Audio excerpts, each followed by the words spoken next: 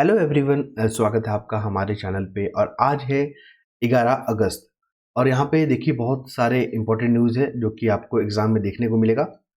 और ये जो पीडीएफ आप देख रहे हैं ना जनसत्ता न्यूज़पेपर का, ये हमारे टेलीग्राम चैनल पे अवेलेबल हो जाता है।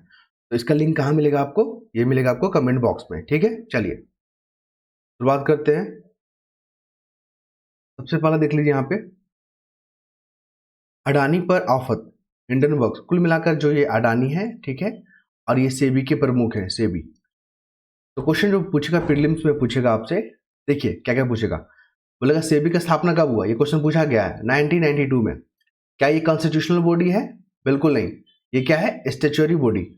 इसको एक्ट के माध्यम से बनाया गया है। दो फैक्ट याद रखिएगा, महत्वपूर्ण है। और आपको बता दें यहाँ पे, हाँ ये देख रहे हैं ना, विशल ब्लोअर क्या होता है? ये शब्द का मतलब समझ लीजिए, क्वेश्चन पूछा गया है। देखिए विशल ब्लोअर क्या होता है? वो व्यक्ति जो कंपनियों के खामियों के बारे में, ये कंपनी में भ्रष्टाचार के बारे में जो बताता हो, ठीक है, उसको विशल ब्लोअर बोलते हैं। ये याद रखिएगा। ये सेल दिख रहे हैं, सेल। मान लीजिए वो कंपनी जो बस कागजों पर है, ऐसा लगता है कि उसे कागजों पर सिर्फ दिखाया गया, वर्तमान में नहीं है। तो बहुत लोग क्या करते हैं, अपने फंड को जो है ब्लैक मनी को व्हाइट मनी में कन्वर्ट करने के लिए ना सेल कंपनी का यूज करते हैं। ठीक है, ये देख रहे हैं ना, फर्जी वाला कंपनी होता है ये कंपनी। बस आपको पेपर में दिखेगा कि हाँ ये कंपनी उनका वहां पर रन कर रहा है, ये कंपनी जो फ्रांस में, ब्रिटेन में यहाँ रन कर रहा है, बल्कि वो पेपर में सिर्फ होता है, एक्चुअली में होता नहीं कंपनी। उसी को सेल कंपनी बोलते हैं, याद रखिएगा। ठीक है, तो इसको मनी लॉन्ड्रिंग में लोग यूज करते हैं। ये तमाम जो कॉन्सेप्ट थे मैंने आपके साथ शेयर किया, ये क्वेश्चन पूछे जाते हैं। फिर यहाँ पे आ जाइए। अब हमारे जो कैबिनेट जो सेक्रेटरी है ना, कैबिनेट सेक्रेटरी, ये कैबिनेट सेक्रेटरी जो होते हैं, अब कौन है? सोमनाथ। सोमनाथ, ठीक है, यहाँ पे लिखा हुआ है सोमनाथन हो गए। ये कौन हो गए? Cabinet secretary. इससे पहले कौन थे? राजीव गौबा।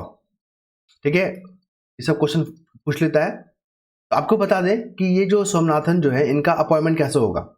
तो एक कमिटी बना हुआ है, जिसको उस कमिटी का नाम क्या बोलते हैं? एसएससी। ठीक है, अपॉइंटमेंट ऑफ कैबिनेट कमिटी।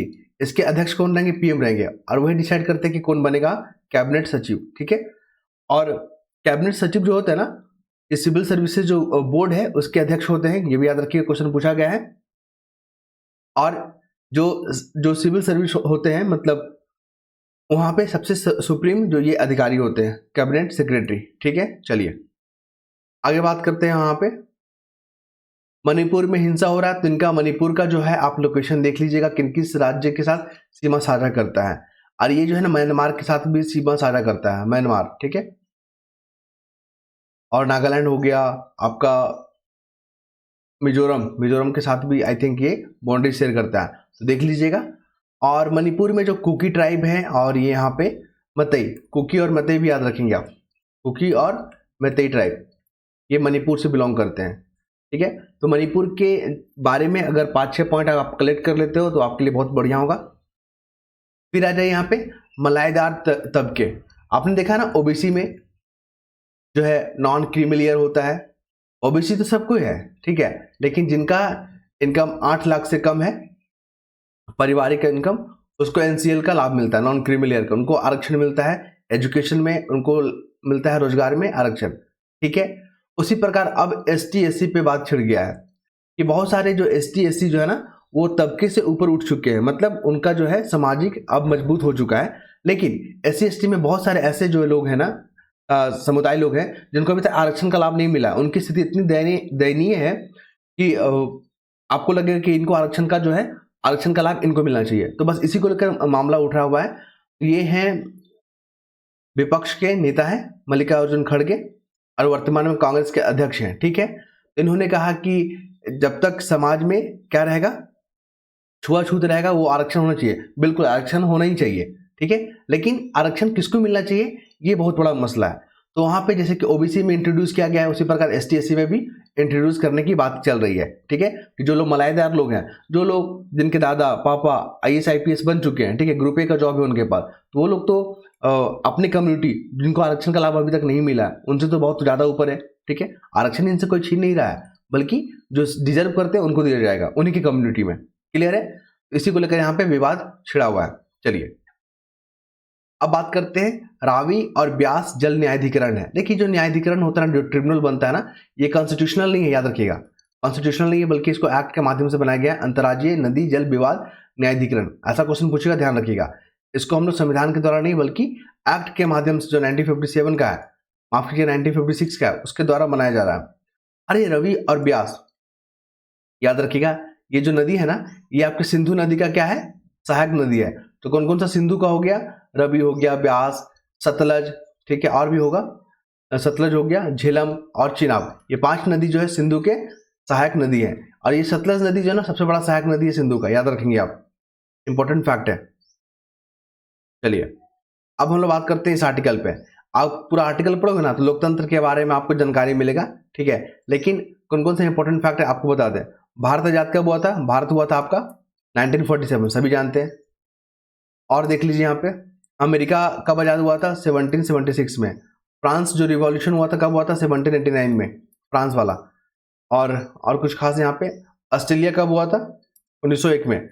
तो जो कंट्री जिस वर्ष जो हुआ है आजाद, उसका ईयर याद रखिएगा, मैचिंग के फॉर्म में पूछा जाएगा। बांग्लादेश कब बना था, 1971 में बना था। बांग्लादेश कब बना है, 1971 में, ठीक है। और ये पहले पूर्वी पाकिस्तान का भाग हुआ करता था, लेकिन इसमें भारत की बहुत ज़्यादा भूमिका रहा था इसको आज़ाद करवाने में। तो ये यही फैक्ट मिला मुझे इस आर्टिकल को पढ़ने के बाद। अगर आपको लगता है तो ये PDF में पढ़ लीजिएगा, ठीक है। फिर आ जाइए, बांग्लादेश में हिंदू अस्तित्व पर संकट। अभी जो हिंदुओं पे वहाँ पे हमला हो रहा है, कहाँ, बांग्लादेश में।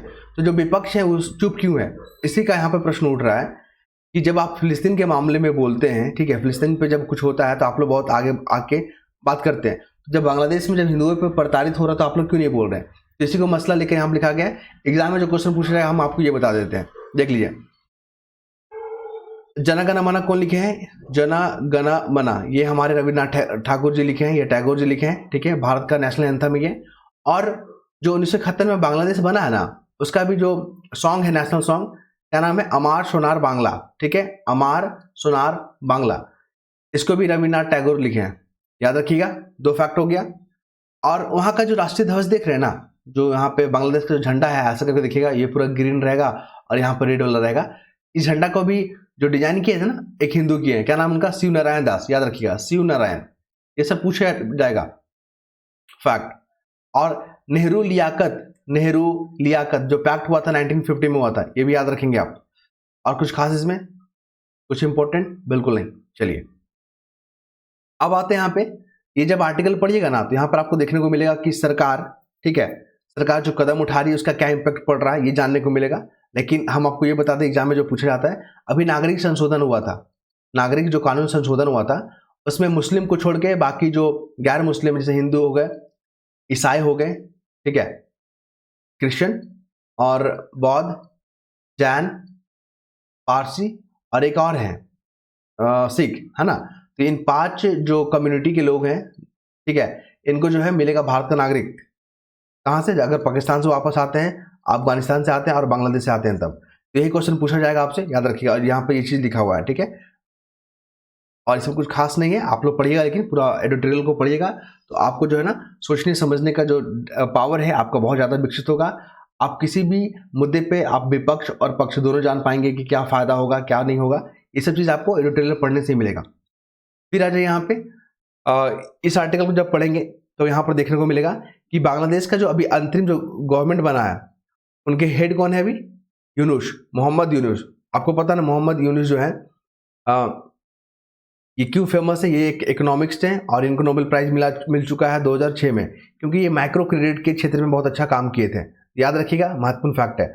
और बांग्लादेश को आज़ादी करवाने में मुजीबुर रहमान, इनका नाम याद रखिएगा, इंपॉर्टेंट फैक्ट है। इसके बाद आ जाइए, प्रधानमंत्री मोदी को शेरों का संरक्षण की प्रतिबद्धता दोहराई। 9 अगस्त को जो है विश्व शेर दिवस मनाया जाता है, याद रखिएगा, विश्व शेर दिवस। इस बार का थीम याद रखिएगा, थीम इसमें नहीं लिखा हुआ है, लेकिन फिर भी आप थीम गूगल कर लीजिएगा, इंपॉर्टेंट फैक्ट है। और सबसे ज़्यादा जो शेर है ना, वो कहाँ है, गिर। ये देखिए, गिर नेशनल पार्क, यहीं पर कहीं देखने को मिलेगा आपको। मैंने यहाँ पर हाईलाइट करना भूल गया, ये देखिए, गिर में, गिर कहाँ है, गुजरात में, ठीक है। तो गिर याद रखिएगा, इंपॉर्टेंट फैक्ट है। अब आते हैं राजाजी बाघ अभ्यारण्य। ये पूछेगा, सीधा पूछेगा, एक तरफ स्टेट दे देता है, दूसरी तरफ नेशनल पार्क दे देगा या वाइल्ड लाइफ सेंचुरी दे देगा, बोलेगा मैच करके बताइए। तो राजाजी बाग अभयारण्य कहाँ है? उत्तराखंड में है। कहाँ है? उत्तराखंड में है। ये फैक्ट हो गया। एक और है जिम कॉर्बेट। जिम कॉर्बेट कहाँ है? ये भी उत्तराखंड में है। ठीक, चलिए अब देखिए हमारे जो दिव्यांग लोग हैं ना, उन्होंने पर्वत पे चढ़ा, ठीक है, कहाँ? अफ्रीका का जो सबसे ऊंचा, तो अफ्रीका का सबसे ऊंचा जो है क्या? अफ्रीका का जो सबसे ऊंचा जो चोटी है, क्या नाम है उसका? ये देखिए यहाँ पे लिखा हुआ है किलिमंजारो। ये तंजानिया में है। कहाँ है? तंजानिया में है। और उसका जो सबसे ऊंचा चोटी है ना, उसका नाम है उरू शिखर। ये फैक्ट याद रखिएगा, इंपॉर्टेंट फैक्ट है। और यहाँ पे राजाजी बाग अभ्यारण्य के बारे में हम लोग बात कर दिया ना, जिम कॉर्बेट के बारे में, ये भी इंपॉर्टेंट फैक्ट है। अभी देखिए ब्राजील में एक हादसा हुआ है, जो प्लेन क्रैश कर गया और 71 लोगों का मृत्यु हो गया है। तो कौन सा जगह में हुआ? ब्राजील का साओ पाउलो। याद रखिए, क्वेश्चन आ रहा है बीपीएससी में आपका, लिख लीजिए, क्योंकि पिछला बार पूछ लिया था कि नेपाल में शायद कोई हादसा हुआ था, तो बीपीएससी ने पूछा था कि ये हादसा कौन सा जगह में हुआ था, लेकिन इस बार ब्राजील में हुआ है, साओ पाउलो। देखिए इस्माइली जो है ना, फिर ईरान के परमाणु विभाग के प्रमुख बने हैं। तो आपको पता है ना, ईरान जो 2015 में जो हुआ था समझौता, परमाणु कार्यक्रम समझौता से बाहर हो गया था 2015 में, ठीक है। तो इससे ईरान पे बहुत सारे प्रतिबंध लगा दिए गए थे, आर्थिक प्रतिबंध। लेकिन अभी ईरान के जो प्रमुख हैं, कौन बनेंगे परमाणु के? वो हैं यहाँ पे लिखा हुआ है इस्माइली, ठीक है, इस्माइली, इनका नाम याद रखेंगे आप। अब देखिए चीन के साथ हमारा व्यापार घाटा होता है। व्यापार घाटा क्या होता है? ये शब्द को समझ लीजिए। व्यापार घाटा का मतलब क्या होता है? हम लोग इंपोर्ट ज्यादा कर रहे हैं, यहाँ से क्या कर रहे हैं? इंपोर्ट ज्यादा कर रहे हैं और एक्सपोर्ट जो है कम कर रहे हैं, ठीक है। मान लीजिए हम चीन से जो है ना 100 रुपये का सामान मंगा रहे हैं और हम लोग कितना कर रहे हैं? 85 रुपये का। तो यही जो ट्रेड डेफिसिट हो गया, इसी को व्यापार घाटा बोलते हैं, ठीक है, याद रखिएगा। क्वेश्चन पूछा गया है कि व्यापार घाटा से आप क्या समझते हैं? 4 ऑप्शन दे देगा, आपको टिक करना है। अब देख लीजिए यहाँ पे हमारे जो प्रधान न्यायाधीश है DY चंद्रचूड़, वो एक सम्मेलन में गए हुए थे। तो यहाँ से क्वेश्चन जो मेंस में पूछेगा आपसे कि बताइए कोर्ट के सामने क्या चैलेंजेस है। तो सबसे बड़ा जो लंबित मामला है, जो पेंडिंग मामला है, वो बहुत बड़ा मसला है। अवसंरचना का अभाव है, इंफ्रास्ट्रक्चर नहीं है वहां पे, ठीक है, इसको डिजिटली करना होगा, ये हो गया। भाषा का अनुवाद, मतलब आप यहाँ पे इंग्लिश का लैंग्वेज, आप हाई कोर्ट को देखोगे, सुप्रीम कोर्ट को देखोगे, तो वहाँ पे इंग्लिश में ही बहस होता है। और हमारा बताइए, हमारा देश जो है हिंदी भाषी है, ठीक है, तमिल भाषी है, बांग्ला भाषी है। इन लैंग्वेजों को प्रायोरिटी देना चाहिए ना, क्योंकि मामला तो इंडियन से जुड़ा हुआ है, भारतीयों से जुड़ा हुआ है। जो भाषा को समझ पाए उन भाषा में उनको मिलना चाहिए, ठीक है। तो अभी आपको पता ही है 8 शेड्यूल हमारा कितना है? 22 भाषा है इसमें। तो इन 22 जो भाषा है उसको प्रमोट करने की जरूरत है ना, ठीक है, क्योंकि इंग्लिश उतना इंपॉर्टेंस नहीं, इंग्लिश को उतना नहीं समझते हैं। लेकिन कोर्ट जो है इस दिशा में बहुत प्रयास कर रही है। उनका यही प्रयास है कि जो भी फैसले हैं ना, उसको हर जो रीजनल लैंग्वेज है, ठीक है, सब में उसको ट्रांसलेट किया जाए। ये बहुत अच्छा कदम है हमारे सुप्रीम कोर्ट की तरफ से, ताकि जो न्याय है वो सभी तक पहुंचे आसान तरीके से, लोग समझ सके फैसले को कि हाँ उनके पक्ष में है, उनके विपक्ष में है, ठीक है, वो लोग डिपेंडेंट हो सके, खुद फैसले को समझ सके वो, ठीक है। चलिए फिर यहाँ पर हम लोग देखेंगे, हाँ आगे आते हैं। तो राष्ट्रपति जो है हमारे द्रौपदी मुर्मू तिमोर लेस्ते में सम्मानित। तो देखिए तिमोर लेस्ते कंट्री है और वहां पे इनको जो है अवार्ड मिला है, grand collar of the order of Timor Leste. ये नेशनल अवार्ड है वहां का, याद रखेंगे। अभी देखिए मालदीव के साथ हमारा भारत के बीच में तनाव देखने को मिला था ना। अब धीरे धीरे सुधार हो रहा है। तो यूपीआई जो है भुगतान की सेवा जो है भारत और मालदीव के बीच में समझौता हो चुका है। अब बहुत जल्दी जो है यूपीआई में यहाँ पे क्या होगा? ट्रांजेक्शन होगा, ठीक है। और आपको बता दें मालदीव का बारे में 2 खास चीज याद रखिएगा। यहाँ का जो रेवेन्यू का सबसे बड़ा मुख्य साधन क्या है? पर्यटन, ठीक है, और इसका जीडीपी में लगभग 30% कंट्रीब्यूट करता है। और जितना भी फॉरेन करेंसी आ रहा है ना, है इसके पास, मतलब मालदीव के पास, उसका 60% जो है टूरिस्ट से ही आता है। तो इसको आप याद रखिएगा। यूपीआई कौन कंडक्ट करवाता है? NPCI, national payment corporation of India, याद रखेंगे। ये तमाम फैक्ट स्टेटमेंट बना के पूछेगा आपसे। अब देखिए यहाँ पे बात करेंगे फूड प्रोसेसिंग के बारे में। फूड प्रोसेसिंग के बारे में आपको बता दें, फूड प्रोसेसिंग के क्षेत्र में सबसे अच्छा काम जो राज्य में काम हो रहा है ना, वो तमिलनाडु कर रहा है। इस चीज को याद रखिएगा, तमिलनाडु। ये क्वेश्चन आ रहा है, लिख लीजिए, ये वाला बहुत इंपॉर्टेंट है कि फूड सिक्योरिटी के मामले में, माफ कीजिएगा, फूड प्रोसेसिंग के मामले में जो बेहतर काम कर रहा है वो कौन सा राज्य है? तमिलनाडु। और भारत में अगर देखेंगे तो फलों के प्रसंस्करण में, जूस में, मेवा में, ये जो है ना तमिलनाडु बहुत अच्छा प्रयास कर रहा है और एक मॉडल राज्य के रूप में स्थापित है। चलिए नेक्स्ट मूव करते हैं। देखिए चीनी में एथेनॉल के कच्चे माल में विविधता लाएं। कुल मिला के बता रहे हैं आपको, एथेनॉल हमको बनाना है। क्यों बनाना है? पेट्रोल में मिक्स करने के लिए। किसमें? पेट्रोल में मिक्स करने के लिए। क्यों करना है? क्योंकि पेट्रोल को हम लोग करते हैं इंपोर्ट और इससे हमारा फॉरेन करेंसी बहुत खर्च हो जाता है ना, तो उसको बचाना है ना हमें। तो क्या होगा, पेट्रोल में जैसे मान लीजिए 100% है, मतलब 100 मान लेते हैं, तो 80% उसमें पेट्रोल होगा और 20% इथेनॉल होगा। ठीक है, इससे हमारा फॉरेन करेंसी बचेगा। ठीक है, हमारे देश में जो है जो निर्भरता है, इंपोर्ट का निर्भरता, वो कम होगा, रोजगार जनरेट होगा। तो हमारा लक्ष्य क्या है कि 2030 तक हम 20% इथेनॉल जो है पेट्रोल में मिलाएं। ठीक है, तो यहाँ पे चीनी मिलों को यहाँ पे हिदायत दी गई है कि आप जो है ना इथेनॉल को प्रोडक्शन करने के लिए एथेनॉल को आप गन्ने का जो विकल्प को ढूंढे।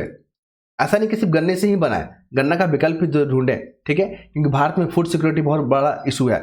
अगर चीनी का अगर हम लोग गन्ने का ही अगर हम लोग बनाएंगे एथेनॉल, तो इससे फूड सिक्योरिटी का बहुत जो है नुकसान होगा। ठीक है, चलिए अब आते हैं एग्रीकल्चर को। मेंस में सब क्वेश्चन पूछेगा आपसे, फूड प्रोसेसिंग हो गया, फूड सिक्योरिटी हो गया, ये सब जेपीएससी मेंस में भी हुआ था, खूब क्वेश्चन पूछा था इससे मेंस वाला में। ठीक है, तो ये सब चीज आपको वहां पर देखने को मिलेगा। आपको बता दें, जो कृषि है, हमारा जो अर्थव्यवस्था है वर्तमान, वो कृषि प्रधान है। याद रखिएगा, कृषि प्रधान है हमारा, और 50% रोजगार जो है हमारा कृषि से ही मिलता है। 2 फैक्ट याद रखिएगा। और ये रीढ़ है हमारे अर्थव्यवस्था का। ठीक है, जीडीपी में लगभग 15% कंट्रीब्यूट करता है। ये बहुत बड़ा चुनौती है ये। और इस बार का जो है कृषि बजट है 1.52 लाख करोड़। यहाँ पर क्लीन प्लांट प्रोग्राम याद रखिएगा, एग्रीकल्चर से जुड़ा हुआ है। ठीक है, और यहाँ पे फलों की खेती को बढ़ावा देने के लिए यहाँ पे पूरा का पूरा सिस्टम यहाँ पे कवायद है। 109 किस्म के बीज जो है हमारे प्रधानमंत्री इंट्रोड्यूस करेंगे इस बार, क्योंकि क्लाइमेट चेंज बहुत बड़ा मसला है भारत के सामने, और क्लाइमेट के अनुसार हमारा बीज होगा ना, तो हमारा प्रोडक्शन भी अच्छा होगा। चलिए, और क्या क्या चैलेंजेस है आपको बता दें। तो चैलेंजेस में है कि प्रोडक्शन को बढ़ाना है कृषि क्षेत्र में, अच्छे बीज को जो है क्वालिटी वाले जो सीड है उसको बढ़ाना है हमें, क्लाइमेट चेंज को यहाँ पर सुधार करना है, और लागत जो कॉस्ट है उसको कम करना है। तो ये तमाम चीज़ को याद रखेंगे।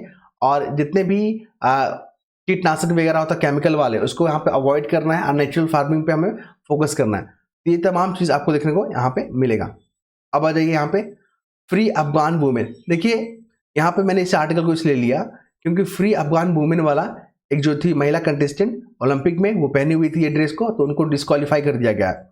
आपको बता दें कि इस बार जो ओलंपिक हुआ है ना, उसमें भारत की तरफ से 117 प्लेयर पार्टिसिपेट किए थे। पेरिस में हो रहा है ये वाला। पेरिस जो नदी है ना, पेरिस जो शहर है उसी नदी के किनारे है। ये क्वेश्चन याद रखिएगा। इस बार का फ्रिंजो करके एक टोपी है जो कि मस्कट है वहाँ का। ठीक है, याद रखेंगे। और इस बार जो नया खेल इंट्रोड्यूस किया ना, ब्रेक डांस को इंट्रोड्यूस किया गया है ओलंपिक में खेल को। ठीक है, तो आप इस तमाम फैक्ट को याद रखेंगे। यहाँ पर देख लीजिए, एक कोटेशन है कि किसी देश की शक्ति छोटे विचारों के बड़े आदमियों से नहीं।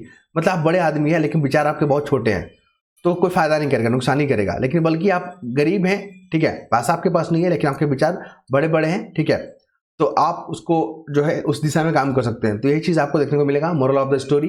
ठीक है, कि आप अच्छे सोचें और अच्छे चीज़ों पर काम करें। क्लियर है? तो उससे क्या होता है, डेवलपमेंट होता है। तो ये तमाम फैक्ट मैंने आपके साथ शेयर किया, कॉन्सेप्ट शेयर किया। आई होप आपको लोग को पसंद आया होगा। अगर पसंद नहीं आता है कोई बात नहीं, आप लोग अपना फीडबैक जरूर दें। धन्यवाद।